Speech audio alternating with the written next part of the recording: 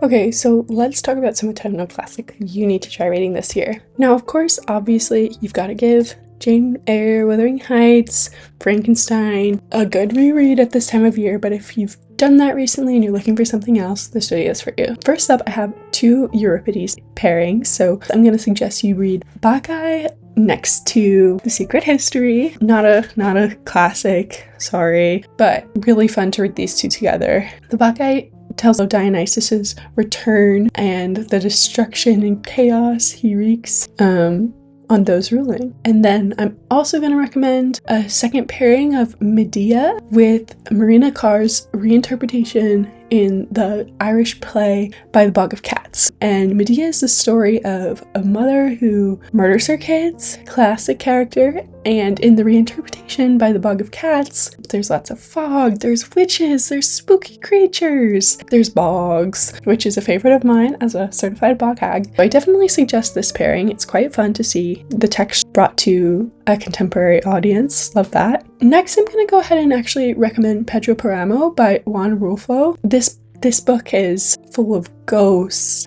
Honestly, that spooky cover just speaks for itself. It's very otherworldly, and it's thought of sort of as the inspiration for magical realism as a genre. There's hallucinations, there's hauntings, everything you might need. Now, next I'm actually going to recommend a Jane Austen novel, Northanger Abbey, and I think this is the best choice for your cozy Jane Austen read because there's a haunted house, there's satire, even though it's often considered one of her more underdeveloped works because it's, early in her writing career. The characters are charming and distinctive and honestly quite funny, and it's a good satirization of the things that we love about this season, our search for drama and mystery and revelation. And alongside the satire, there is a frightening story about patriarchal politics, and there's a heroine who makes her own way, or tries to. My next recommendation is actually going to be Invisible Man by Ralph Ellison,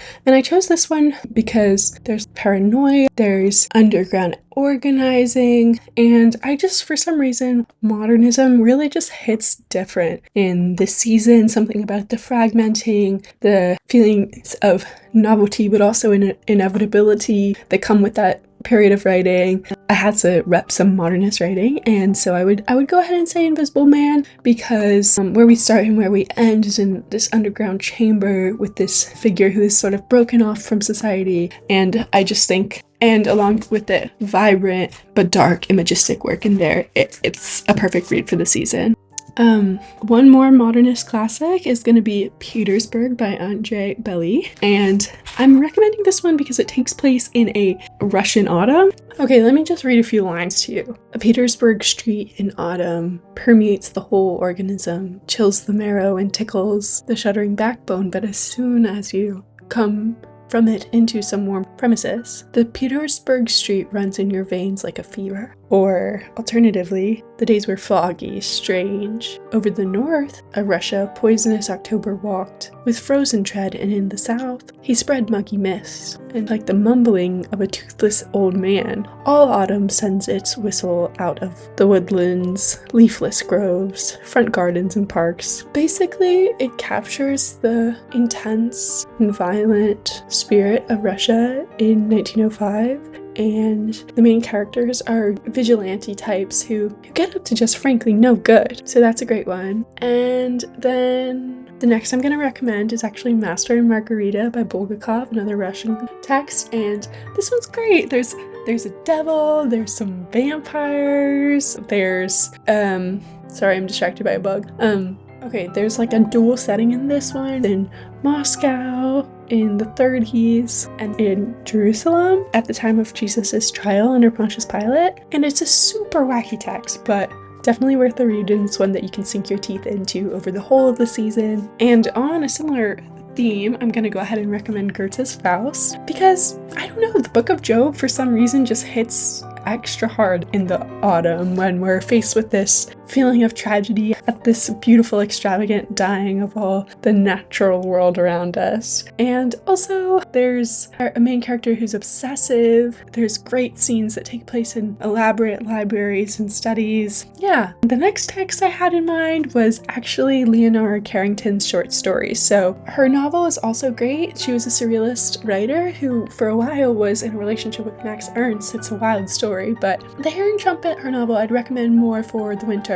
But there's so many of her short stories that are instant whimsy injected in the veins, and the most popular one is about a young girl making her debutante debut, but she's got a little bit of a wolf in sheep's clothing moment going on, to say the least. There's lots of transformations and metamorphoses, there's graveyards, there's ghosts, there's talking animals, everything you might possibly want. And I actually did just want to close with a few philosophy recommendations as well. I think that autumn is a really great time for Nietzsche, and I'm gonna go ahead and recommend the classic Beyond Good and Evil, but I think The Birth of Tragedy could work exceedingly well as a pick for this season because, I don't know, in my mind, I just really associate tragic arcs with the autumn. Now, that could be because of having my head beat with Northrop Frye as a teenager, I don't know. And then I might suggest next a little bit of Freud, not too much, don't worry,